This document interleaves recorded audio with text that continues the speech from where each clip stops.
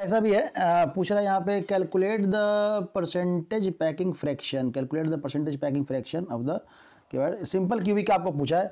Simple से बात है, यहाँ पे सबसे पहले सिंपल क्यूबिक का जो है ना आप स्ट्रक्चर बना लीजिए, सिंपल क्यूबिक का स्ट्रक्चर, और पैकिंग फ्रैक्शन से एक क्वेश्चन तो आपको रहेगा ही रहेगा, तो ये ध्यान रखिए, सब इंपॉर्टेंट पोर्शन है जो हम लोग कर रहे हैं। अब यहाँ पे कितने आपके सिंपल क्यूबिक में कितने हैं, तो सिर्फ एज पे ही रहता है, यही आपको ध्यान देना है कि एज पे रहता है, ठीक है, एज पे रह गया। अब कितने एज हैं, 8 एज हैं, ठीक है। अगर टोटल नंबर ऑफ पार्टिकल बोले, टोटल नंबर ऑफ पार्टिकल बोले या स्फीयर बोले तो कितना हो जाएगा आपका 1/8 इंटू 8। 1/8 क्यों, क्योंकि एक कॉर्नर पे कितना पार्टिसिपेट करता है इसी क्यूबिक के लिए, तो 1/8, और 8 कॉर्नर हो गया तो टोटल कितना हो गया, 1 पार्टिकल हो गया। अब देखिए पैकिंग फ्रैक्शन का जो आपको जो फार्मूला है वो क्या है, आपका फार्मूला पैकिंग फ्रैक्शन मतलब क्या, ये जो यूनिट है वो कितना भरा हुआ है, कितना भरा हुआ है, तो यहाँ पे लिखेंगे n या z भी कर सकते हैं, z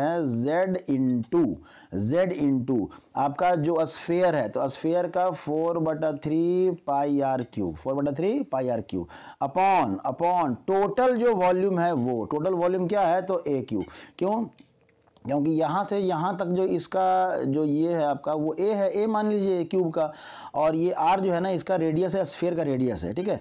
और सिंपल क्यूबिक है तो सिंपल क्यूबिक में स्फीयर के रेडियस और इसमें आपका क्या है, ये आपका जो है ना ये आपका सेंटर मान के चलिए, ये सेंटर हो गया, तो यही आपका a है, यही क्या है आपका ए। हम वहाँ वीडियो में भी बताए हैं कि लिखना इस तरह से है लेकिन समझना इस तरह से है, समझना इस तरह से, ठीक है।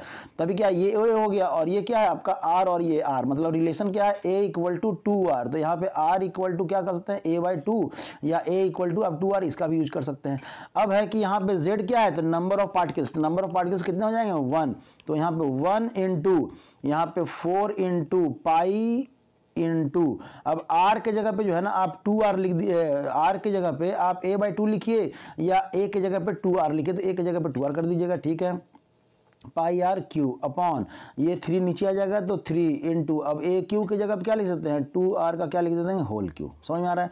अब इसी को सॉल्व कर दीजिए, जो आपका रहेगा वही पैकिंग फ्रैक्शन रहेगा। सबसे लोएस्ट आपका आता है सिंपल क्यूबिक का पैकिंग फ्रैक्शन, तो 4/3 इंटू, सॉरी फिर तो उसी तरह से कर रहे हैं, 3.14 कर दीजिए, या 22/7 भी आप ले सकते हैं, और यहाँ पे आर क्यूब इंटू यहाँ पे कितना हो जाएगा 8r क्यूब, आर क्यूब से आर क्यूब कट गया, और आपका 4 दूनी 8 कट गया, तो यहाँ कितना बचा 3.14 बटा कितना हो गया आपका 6।